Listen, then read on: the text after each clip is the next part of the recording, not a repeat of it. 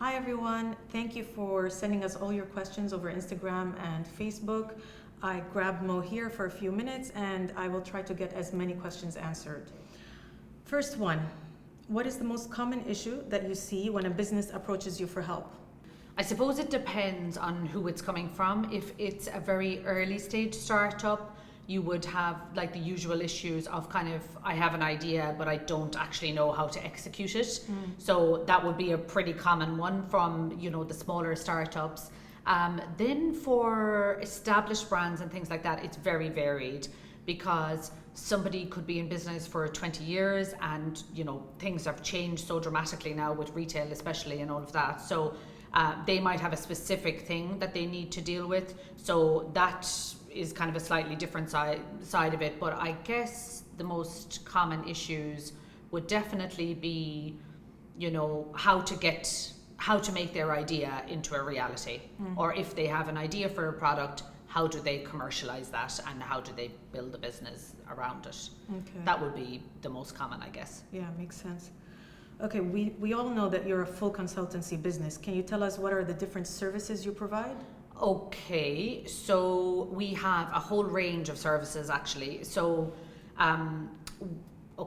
the main business is private consultancy. So what we do in that is we usually would take on a project. It could be a large scale startup where somebody is a designer or maybe an entrepreneur who has an idea for something, and they come to us to help them with both the product side of it and building the business and the brand itself.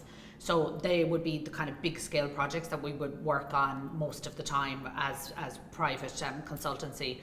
Then we have another side of the business then is retail. So we've got quite a big leg of the retail side as well. So what we do in that is we would get established retailers maybe that would approach us because things are so difficult with retail at the moment, and there's a lot of issues globally. It's a massive problem. Retail has dropped, footfall has dropped, people are shopping online, or are they, there's all of these questions have come up. Like, it really has become very disruptive, the whole retail space, and people I think are kind of, they're scrambling a little bit because they don't know what's the right thing to put money into and what's not. So we would go in and analyze the business and kind of see where the holes are. Often it can be something quite simple, like maybe customer service and staff training and things like that. So we would take care of all of that for them as well. So that's quite a common issue actually, that people are worried about. Okay, yes, there may not be like as much footfall going into stores as there used to be, but there are still people coming in. But what's happening is they're not being looked after properly when you go in, or they're not being engaged. Everybody's talking about consumer experience now and that side of it, and it's not really just a buzzword. People are looking for more when they go into a store. So those kind of things would come into that. And then the other side of our business is the cost-effective solutions that we do for emerging brands and startups that would be on a smaller budget. So we try to run those as frequently as I can give it the time for, really. So usually in Dublin we do them maybe in January, and once in the summer. We've got some coming up now soon as well. And then here in Dubai we do them as well twice per year. So that's what I'm trying to do now. I'm trying to get us to each of the regions like twice per year for maybe a fortnight or something, and do like a masterclass, a pop-up consultancy, and maybe an industry evening or something to discuss what's going on, so that people that don't have the bigger budgets can also get the help and keep things a little bit cost effective for them. So I guess there are our main things really. It's the private consultancy, the retail side of it, and then our cost effective things for the smaller brands. Oh, this is a good one. You're Okay. also a business owner. What's the hardest part of running a business? I'm sure everyone asks you that. Yes. Okay. Oh my God. So many hard parts. Where to start? So yes, I am a business owner, obviously. I think for me, I think the hardest part actually is keeping yourself motivated. It's not, obviously the work is always there, so you have to be motivated from that point of view, but I think to keep yourself your mind kind of motivated to like keep looking for new opportunity or developing new business. You know, you can get very tied down on the day-to-day and when you're very, very busy with projects and things like that. But as the owner, you kind of have to be the one looking at the bigger picture. And you know, all of the little things that you do are kind of stepping stones really to something that might happen in 6 months or in a year. So not only do you have the day-to-day running of the business and all of that entails, but you always have to look further down the road, because obviously the nature of the business as well is very project based. So you always have to make sure that there's enough work coming in, because ultimately you have people to pay as well, and that is a very big responsibility. For me anyway, I feel like you're very conscious that you want to be able to give them the work and, you know, keep things interesting for them to, you know, make sure that they're enjoying their job and stuff like that as well. So I suppose those would be kind of the elements. What else is difficult about entrepreneurship, just in general? It's a juggling act, isn't it? It is, yeah, it is. And I mean, the other thing I think actually, and I'm sure lots of business owners will kind of appreciate this, I think it can be quite a lonely place as well. And I don't mean it's like lonely at the top and all of that nonsense, but no matter, like, you know, our business is small as well. Like, I think that you don't have people, nobody does exactly what you do. So it's really hard to describe, even though you have great support around you and great, you know, all of that other stuff. But I think when people are not in it in a day-to-day basis, it's very hard to explain the little kind of nuances that go into each different business. So for me, I think that can be a part of it as well. Like if you talk to other people in business, other consultants, they might be consulting in a totally different type of business. The fashion industry is very specific, so it's very difficult. I'm not sure. I know people who do certain elements of what I do, but I don't know people who do exactly what I do, and in the way I do it. So I think that those would be the kind of issues. Like, even we're always talking about it when we're doing our masterclasses and things, like that people should just get together and try to kind of, you don't have to. This industry is so secretive, I think, that people are afraid if they open their mouth at all that somebody is going to take all of their ideas. And you don't have to share everything with somebody, but you can kind of share, you know, problem, and they can or like what they exactly do. you know, this is kind of happening to me at the moment. I don't want to go into too much detail, but like, has anything kind of like that happened to you? So I think it's important for people to have a support. I'm lucky, I have a amazing support system around me, and I have an amazing team, obviously. But and they're the ones really that see the day-to-day, you know, what goes on. That's one of the hardest thing too, is to get the right team. Exactly. Yeah, it can be, for sure. I think I have been really lucky, but I think it's happened very organically as well. I have worked on other projects in the past with people, and they now work for me under Morris Fashion Consultancy, and I just have been really lucky with it. And people, we also use a lot of freelancers and things like that on various projects, and it's a really nice way of making sure that they're happy working with us and we're happy working with them, and then it kind of usually develops into something else. So that's the way I kind of deal with it. But it is definitely an important part, and obviously they're representing your business as well, and you know, you have this idea in your head, and sometimes I know that I probably can't translate it properly exactly what I want, but you just know when it's right or not. But everyone is very patient, to be fair. That works for me. That's good. So yeah, that was a loaded question. it was. Okay, here's another one. Do you help set up a business plan? So let's say someone wants to start, just came out of fashion school and wants to start their own business. Yeah, for sure. It's kind of it's one of the, like, if somebody comes to us at an early stage, it's one of the first things that we kind of would deal with. We're like, do you have a business plan? If you don't, we can help you put it together. Like, but you need, and we address it in masterclasses and things like that as well, and the mentoring program and all of that. But it's really important. Like, a lot of people say they're redundant now because, like, a year down the road, it looks very different to what you started off with.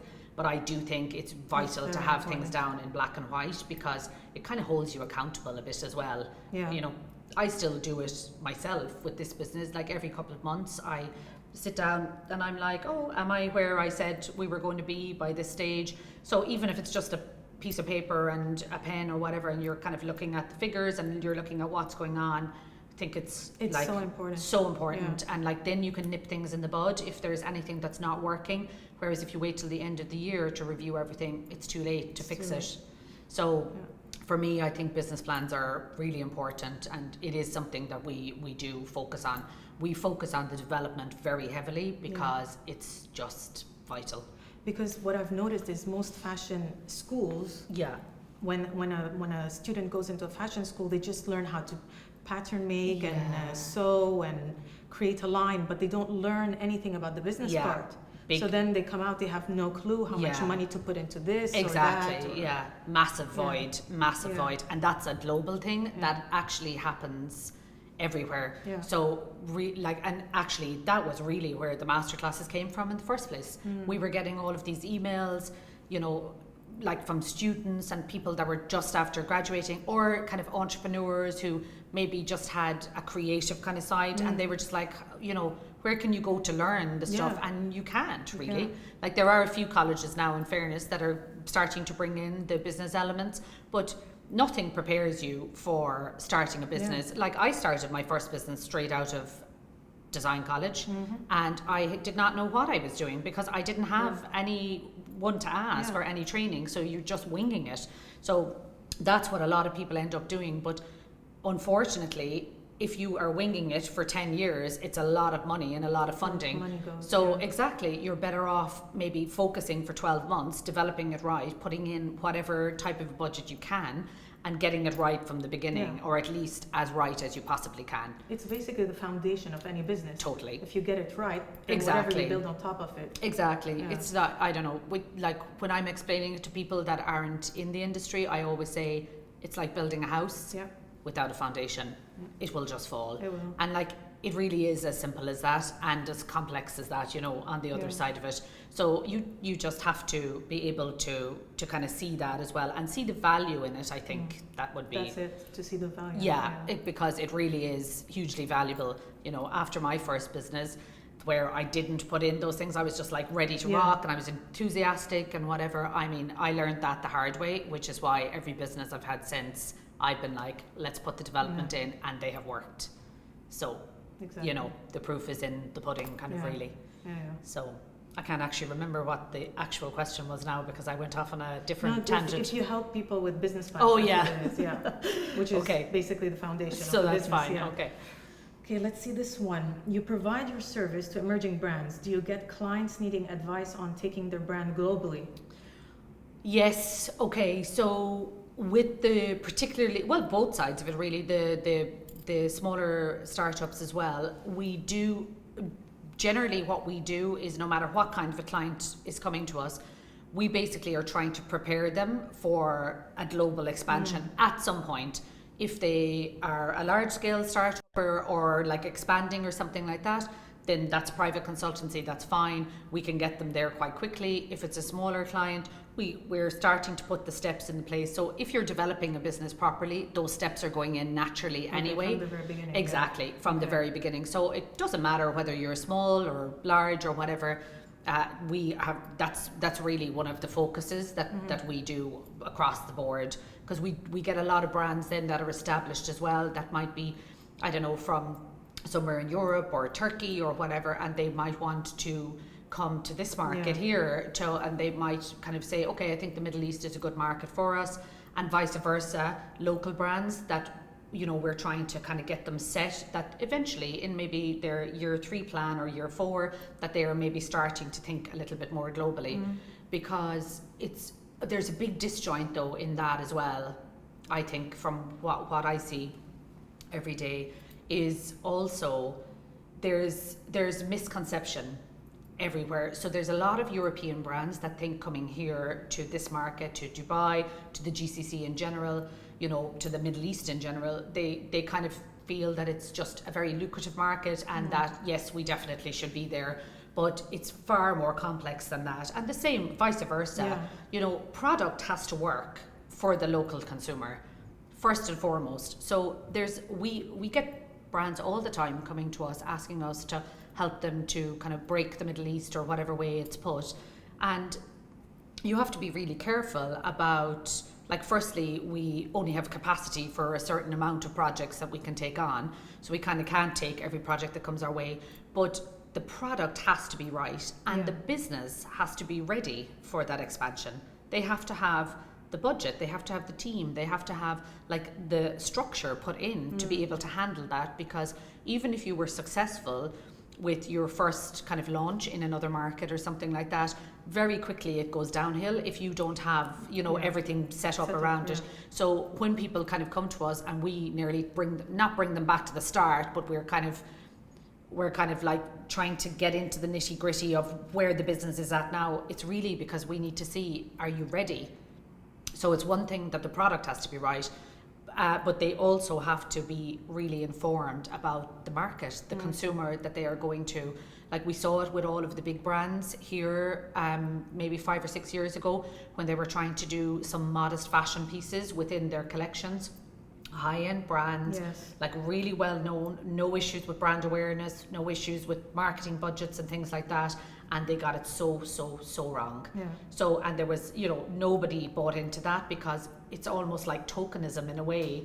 And you know, I don't know, I feel kind of quite strongly about this, I suppose, because I work here and I work obviously a lot in Europe, and I think, isn't it down to just respect and getting the knowledge that you need from a particular market, understanding the customer exactly, and what they want, and marketing it the right way, because usually they get the marketing wrong. Yes, exactly. So product is one thing, knowing the customer, to me, that's what it's all about. You know, and I mean, that's what we're here for as well. We can help them with that, but like as brands, there needs to be that understanding that actually before you ever even approach a buyer in another market, you probably have 6 months of work to do to get that business ready. To get there, or more, depending on, you know, where the business is at. So and the same would be like that would be from anybody coming from this market to a European market, very similar setup, and the same with the European brands coming here. So it works both ways, really. Know your market properly, not just the generic. Okay, I think this one might be my favorite question. Is the travel part as glamorous as it seems? But I get asked this question loads. Definitely not. Well, I suppose sometimes it is, to be fair. It depends what you're going to, like, trade shows are not glamorous, they're extremely hard work. Manufacturing trips, extremely hard work.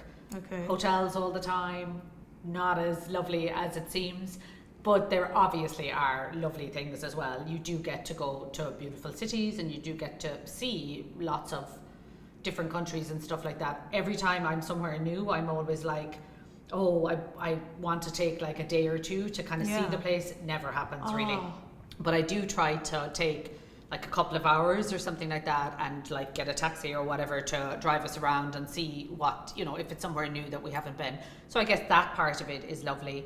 But really, I think like it's just the industry as well that you're in. Like it's really, you have to be on the road. You have to be out there.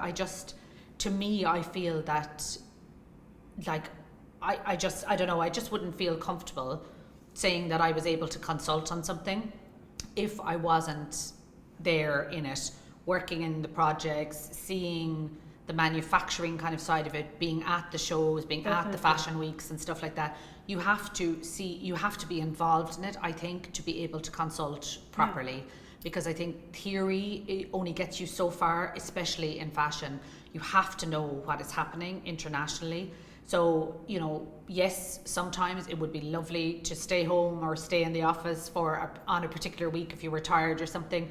But ultimately, you do get kind of buzzed as well when you're going somewhere else. Or, you know, when you're there, you're like, right, let's go, let's do this. And everything is new and there's lots of exciting things happening. So a bit of both, I think. You know, it is hard work. It's definitely not as glam, to answer that question, as people think. But there are lovely parts to it as well. Do you have a favorite place you've been to? Oh my God, do I have a favorite place? Like something exotic that you did not expect, or? I'm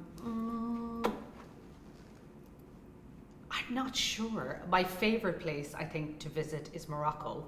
I haven't been. Okay. It's really but that has been a personal favorite of mine for a long time as well. It's really vibrant. I love the colour. I love the kind of, and you can get out of the crazy of Marrakesh when you want to. I like the culture there. I like it in general. So I think that would be would be top of my list. They have great fabrics and workmanship Yes, too there, yeah. So. exactly. So there's loads of manufacturing goes on there. It does tend to be, knitwear is really, really strong in Morocco. Denim wear is really strong. They do tend to work a lot with fast fashion there as well. So we don't actually produce there an awful lot, but there are a couple of manufacturers that are excellent there as well, and they do the kind of higher end stuff. So so I think that's probably top of my list, but it's like both for work and that. Italy is obviously great for high end work. Paris obviously has its perks for trips. I kind of tend to like being off the beaten track a little bit. I like the exploring part of it. I think I like that anyway personally, but I think I love if you're somewhere visiting a couple of manufacturers that like you obviously have relationships or what you might be checking up on a project. So you could be somewhere in China, for example, and then if I'm like, okay, when I'm there, I usually try to explore what's around, like from a work point of view, and just say, okay, let's try visit as many as we can while we're in the country, because who knows when we get back again. So I like that side of it. I like exploring, and you come across like the most amazing things. I can imagine, yeah. Like really fab. Like even Portugal is gorgeous, the north of Portugal, and like traditionally everybody would go to the south for holidays and things like that. True. But there's amazing manufacturing in Portugal, and they have amazing fabrics. They're really good for jerseys and wovens and that type of thing. And we do a lot of production there as well, and it's just gorgeous. The north of Portugal, that entire area is beautiful. You come across a new city, and just fab. Porto, Guimarães, all of those cities are just beautiful. So I'm thinking now, but they're the top ones, I guess, that I can think of. For someone considering becoming a designer, what would be your one piece of advice? So they're considering going into it.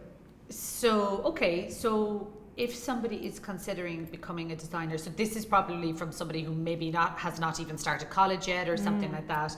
My one piece of advice, well, obviously it is not the easiest of industries, but I mean, really, what is these days, but it is particularly difficult for sure.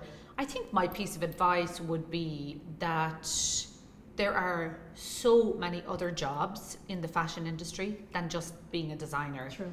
Like even if you wanted to be a designer, you could be a textile designer, you could be a designer of uniforms, you could be a designer of anything. There's so many different elements. It's not always like, very few people make it as like the next big thing with design. So I think you have to be realistic. Now you're not going to really know that until maybe you study it a little bit. Yeah. But I do think there's a misconception that fashion is all this glamour and whatever. Everyone I know in fashion that is successful or is on the way to being successful or starting out or whatever work incredibly hard. Yeah. Like incredibly hard. So I think you have to be able to handle that as well. So there's that side of it. You're not in it for the money. You're in it for the love of it, for absolute sure. Yeah, passion. Absolutely. And then, but technical. There's tons of really interesting jobs in the technical side of it. When I was studying it, design, I kind of thought initially that I would absolutely adore the design side of it as well, which I did. But actually, what I loved was the construction. I loved, and I still love it, I guess, like the tailoring and how something is constructed, and like everybody's bodies are so different when you think about it. Or like, how does a size 10 fit every single size 10 in the world? Exactly. It doesn't. So like, there's so much that goes into the thought process in design that people don't realize. Like, there's product development jobs, there's technical assistant jobs, there's all sorts of other things that have the design part of it down as well.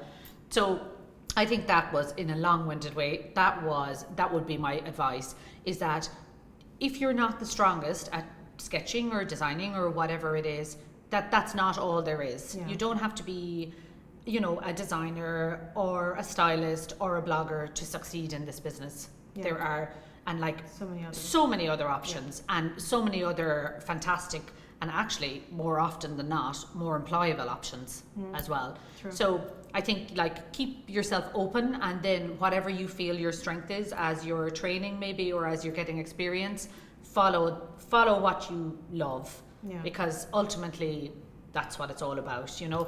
And if you are inevitably going to end up working like crazy hours and stuff like that, so you have to love it. A few more left. Okay. This one is nice. Most favorite and least favorite part of your job? Oh, this is a good one now. My most favorite and my least favorite. My most favorite, we'll start with the good stuff. My most favorite is that it's varied. Okay. I absolutely love that every single day there's something different happening. Yeah. Now, obviously, it can be hard to manage sometimes as well, but that's what I love about it. But that is why I started this business, because I wanted to have the creative side of it, I wanted to have the business elements, and I wanted that variety. So that was why I took the risk and did this myself as well. So that is definitely my favorite. It still is my favorite part of it. I love that. I like the multitasking.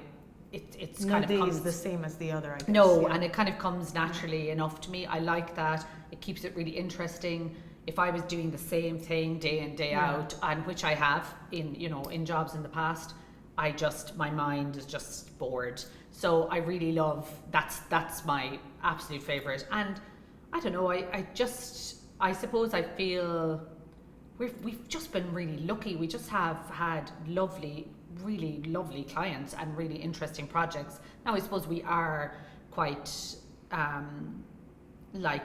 we do kind of make sure that we're taking on the right projects and things like that, so that we do put a lot of thought into that, so that does help, I guess. But yeah, that's definitely my favorite part. Loads of other elements of it as well, obviously, discovering new talent and all of that. The part that I hate then, or my least favorite should I say, is probably, in all honesty, the social media. The social media, yeah. I'm like, I can be doing so many more productive other things, stuff, but it is a hugely important part of business today. Yeah. So and I'm very lucky that I have you guys and Danielle and Kim and all the rest of the team to feed in to what we're doing and to be able to take care of that. But I think, that's definitely for me. It stresses me out. The social media side of it. Go into the core of the business. I find it. I'm naturally quite private. I'm not, even though you're obviously only talking about your business and stuff like that, which I don't mind. And I enjoy the questions that come in from people, because it's lovely that people are actually engaged in what we do, and I appreciate that. But I think it's the time element of it for me, and it just, a lot of time. I'm not a techie kind of a person in general, and I'm just like, oh my God, this has to be redone and this has to be redone, and that's not right, and you look mental in that, and you have to redo it or whatever. Those kind of things, that actually stresses me way more than if somebody was like, here is €3 million, we want you to start this brand. Wow. I'd be like, okay, great, let's do it. Wow. Yeah. So I think everybody just has one little thing and so that's it for me. That's I think. For you, yeah. But it just is so vital now to business as well. Yeah. You have to be out there. Yeah. And I'm kind of getting more comfortable with it. I don't mind it as much now. It's just more the time element, I think, for me. True. That's why I'm kind of have a love-hate with it. True. But I like this question. Okay. What is your biggest accomplishment to date? My biggest accomplishment to date, staying in business, maybe. True. It's a very difficult What's the time. statistic about, 90% of fashion businesses? Yeah, I think within 5 years. I think to be fair, when they're talking about those kind of failure rates and stuff like that, they're kind of talking more about brands starting up and things. But I actually hate that. I hate that people know that statistic about the business. Because actually, you really can, if people get the right help, that's when failure starts, is because they haven't thought it through in the first place. So and that's why we do so much work with the kind of startups and stuff as well, because you have to give them the education so that they can actually make that educated decision as to, actually, hang on a minute, maybe this is too much for me to take on, or maybe with my family and everything else that's going on, I just don't have the time to give it, or whatever. So that side of it is kind of, I suppose, that kind of feeds into that a bit. But I mean, to get back to it, I suppose, like I was only kind of half joking about that, but I suppose, being able to survive in a kind of an industry like this is a big accomplishment in itself. But I think probably the biggest in the company to date is probably the Dubai expansion, for sure. Because before, and now, even though we were like coming back and over here for a good few years before that, but that was a big step for us. We still are, okay, we're a global business, but we still are, like, I still think that we're a nice small business, as well. And I think that was a really big decision, and it was a really big step, because obviously you have to weigh up personal things and all of the other sides of it as well. But now that we're kind of settled and everything is back to normal, like, it's much easier to manage both sides of it then. Because for me, I was worried. I was like, can we still take care of our European clients and our Irish clients, as well as taking care of here? And we're expanding things, in Bahrain and Qatar and Saudi here as well. So I'm like, can we, like, I don't want to take on enough that the standard is dropping or something. So we have been able to manage that quite nicely now, and I think we're at a good place, and that's where I want to stay. Yeah. So I suppose, Nice. That's kind of my thoughts on that. Okay. Why does Morris Fashion Consultancy support independent business? Why are you so passionate about supporting independent businesses?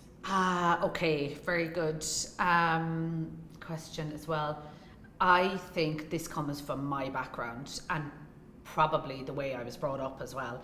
I think a couple of things. I think independent business, I think now it's so difficult, because there's so many conglomerates and people, and to be fair, there's a place for those as well. I'm not saying there isn't, but to me, I feel like independent business, I just feel like it's people almost kind of following their passions and following their dreams, and being able to make a living from doing something that they actually love.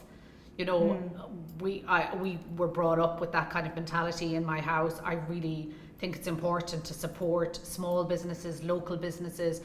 Even when they grow bigger, you still have to remember, that they started somewhere as well. And I just think, I don't know, I think my background as well, I mean, I started out in independent business. I still am an independent business. So to me, I want them to work, I want them to succeed.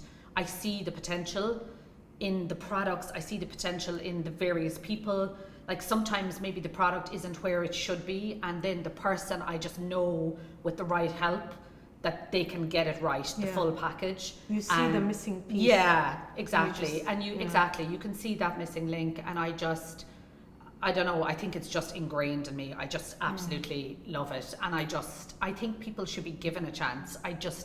Closing doors on people just because they don't have budget, or just because they don't have this or that. Okay, you need a certain amount for sure, but like, they at least need to try it, And I think, isn't that what everybody wants really in life at the end, to be able to try the things? And look, if it doesn't work out, it doesn't work out, but at least you're not kind of living your life going, oh, I wonder if I had done that, or if I had, and like, it's quite, I think these people are really brave, like, to follow these. It's not an easy thing to do, and like, financially, personally, and like, families and everything. I just think it's when you see that you can help, or when you see that they're succeeding, even across the board, outside of fashion and lifestyle, I just think there's something special about it.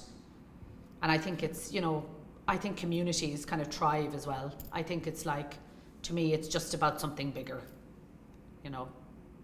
But did that even answer the question? Yeah, that did. It shows that you're passionate about helping them, Yeah. This one's a bit more specific. What's the right time for a brand to approach buyers? Oh, okay. So what's the right time for brands to approach buyers? Okay. So many thoughts on this. Big problem in the industry in general. You should be approaching buyers when they are doing their budgeting. particularly as a young brand or as a relatively new brand, it is too late to approach them when Fashion Week is in the door or when you think they're seeing collections. You really should be in touch with them 6 or 8 months or 12 months before that, because firstly, they have very limited budget that they can give to emerging brands, which is understandable. You have to have respect for what they do as well. They have budgets to adhere to. They need to sell product. It needs to move from the shop floor. If they're taking a chance on an emerging brand, if that brand isn't quite ready or hasn't approached them at the right time, why should they take a chance? You know? So if you're not showing that professionalism, usually it's like, you know, people are always asking these questions about the buyers and stuff like that. It's like you have to introduce yourself, you have to build a relationship, you have to respect their time and what they're doing, and also remember that they're really busy. They're actually out of the office more often than they're in the office. So because they're traveling and they're trying to go to fashion shows and fashion weeks and stuff like that. So usually kind of, you know, after one season fashion week has calmed down, they'll be into budgeting for the next season. So let's say take the shows in September now. When everybody gets back to mid-October, everybody will all be back to the offices and stuff like that. So October, November is the time that you should be sending in your lookbooks to them for collections that they're maybe just viewing in January and February for delivery the following August. So it really is. So when people approach us and they're like, oh, we want to expand, you know, in Europe or here in the Middle East or something like that, and they're like, oh, we will give you like, we want to like hire you for 3 months or something like that to put our product out there. Like, it doesn't work like that. You have to be consistent depending on the type of, you know, what country you're dealing with as well. Like, we have relationships, great relationships with buyers. It doesn't mean they're going to take your product just because we send it to them. It has to go through so many other things, and you as a brand, before I will ever approach my contacts, I want to make sure that you're professional and ready and everything is absolutely perfect before you approach them, because it's a bad reflection on me as well, you know. So we have to make sure that they're ready, and then we will go forward. So you know, when brands are doing it themselves, they have to think about, I think, the schedule of the buyer as well, and the way that they're approaching. Like, you know, you have to kind of, like I say, just take it softly. That's the way. And the buyers will keep an eye. They will be seeing what's going on. They're not going to buy something immediately. They want to see consistency. They want to see maybe a couple of seasons under your belt, and then they're like, okay, they're doing okay, and they obviously have got their stuff together because they're still surviving and all of that. So lots of different things I think go into that, but there are just a few. Okay, this takes you back to the beginning, this question. How did you become an advisor and mentor for, how did you become an advisor and mentor for Dubai Design Council here? Okay. So I suppose they have been a great support to the industry here. We have a lot of natural kind of connections because of the sector that we specialize in with emerging brands and, you know, expansions and things like that. So we have been kind of working with them, I suppose, and having chats with them for, you know, the last kind of year or two maybe. And then when I was going to be spending a little bit more time here, we were having the chats about what we could do to help, because they have resources, I have resources and knowledge, and we were like, what can we do? They do loads of brilliant mentoring and like advisory clinics and stuff like that. So that was what that came from, really. It was just like, okay, let's put our heads together, let's see what we can do together, rather than us doing one thing, them doing something else. I always feel like you should collaborate. Like, I mentor for lots of other councils and enterprise boards and things like that in Europe as well. And I think that people putting their skills together and just having one set of kind of like resources then that people can kind of pull from, I always think it's more effective than one person just doing one thing and somebody else doing something. And if you come together, you can do one thing brilliantly, you know. So that was the conversations that we had been having with them, and there'll be loads of more cool stuff coming up as well. I just met with them yesterday, and we'll see what we're going to do. How did you become an advisor and mentor for Dubai Design Council? Okay, so we have been doing, having conversations with the council for probably the last couple of years, and when we were moving here more permanently and I was going to be coming back and over a lot more, we kind of sat down because we had been talking about, okay, look, when you guys have more time, let's have a conversation and see what we can do. So when I came back, then we sat down and we basically were like, let's put our heads together and let's see what we can do to help. Obviously there's a lot of, similarities. We do a lot for the emerging brand sector. They do a lot as well. And they have brilliant resources and they do advisory clinics and all of that. So we were like, okay, let's try to do something together. I just think it's really important that people work together. I think you can do one thing excellently if a few people come together rather than one person doing something as well as they can, but maybe they can bring a different kind of strength to it. So that was really the conversation, and we've got loads of cool things coming up as well. I mean, they are an amazing support for Dubai here in general. They really are. They have stuff going on literally every day of the week across so many disciplines as well. So they really are brilliant.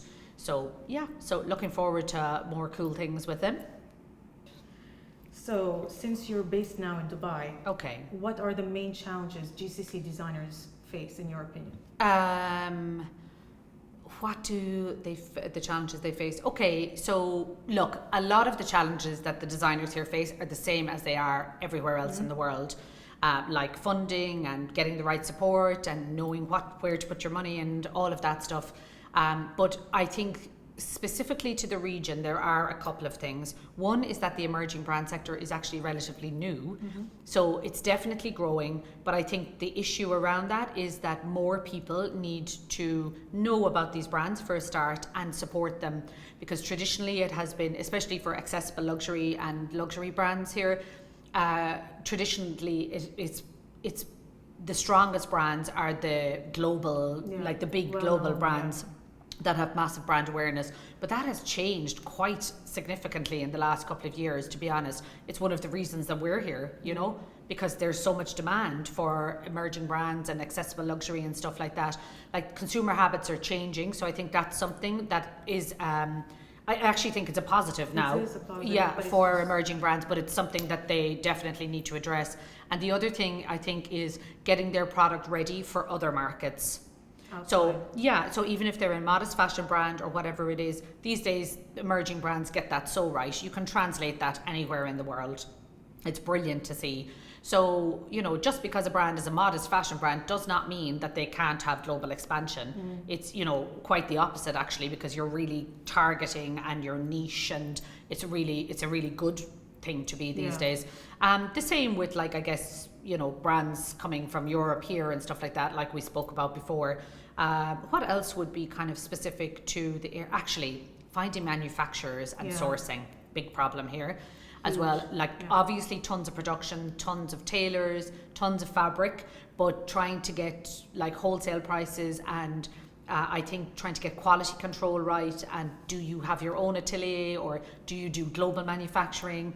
Those kind of issues. That's quite specific here, because you have to travel quite a bit to get this information. And I think that's kind of something that we bring here as well, because we bring a lot of that European kind of knowledge here. We're like, okay, or you can go to Asia, or you could go here, or you could go there. You connect them to the right people. Exactly. So that would be something that's quite specific here as well. And I suppose just for the emerging brands, then maybe getting it to market, I suppose it's kind of difficult because there's a lot of pop-ups and things like that here, but some of them are small and people don't know about them until afterwards. True. There's a lot of last minute kind of organization as well that goes into some stuff. So I think maybe that's something, just actually getting it out to the market, that's something that needs to be organized a lot ahead of time to make sure that the message is out there and people know about it. So there are a few of the things that are that I'm just thinking are more specific to here. So I think we have time for one more question. Okay. You have a busy couple of weeks, I know that. Yes. What's your schedule like for the rest of the summer? The rest of the summer, yes, while everybody else is on holidays, we are very, very busy actually for the next couple of months. So starting next week, we are going back to Dublin, and we're doing our second one this year of the emerging brand thing for the cost-effective solutions. So we had one in January, so we did a masterclass and a pop-up consultancy. So we're doing it again. So we have an industry event on Wednesday the 19th, followed by kind of 2 weeks of a pop-up consultancy where people who don't have the budget to go full on into consultancy can come in. They just pay a minimal fee for 2 hours of consultancy, and we go through everything that they need. So it's very bespoke. It's brilliant, and it has been very popular. So and then we're doing a masterclass in Dublin and a masterclass in Belfast. Then we are coming back here, and we are pretty much going to be doing similar. So we're going to do a pop-up consultancy here in Dubai from early July. So that'll run for a couple of weeks. Then we have to go to Bahrain and Saudi. So we'll probably be in Riyadh, Jeddah. We hopefully are going to go to Bahrain as well, and Qatar if we can, but it just depends on the time. Nice. So we will be doing a lot of emerging brand stuff for the next kind of 6 weeks. So that's the schedule, and then that will bring us probably to the end of summer. September then is a lot of fashion weeks and fashion shows, and then serious production starts then, and a lot of trade shows and all of that. So it'll be very much private consultancy stuff, and then there's Design Month here in November, and there'll be lots of retail opportunity coming up as well. So it will be no different, I guess, to any year, but it's very busy. It's very busy for the next while. Glamorous travelling. Yeah. Yes, and bags under my eyes. But yeah, no, it will be good. There's actually great stuff coming up now, so I'm looking forward to it. It'll be nice. Nice. Thank you so much for your time. Thanks, Roisin. Okay, we better get back to the day job now. Yeah. Thanks, Bill. Thank Thanks you. for the questions, everybody, as well. Really interesting questions coming in, actually. So the next time we get a few minutes, we will try to answer some more, because I know there are some more coming in. But thanks for listening. If you got that far to listen to all of our ramblings, and we will see you next time. Yeah.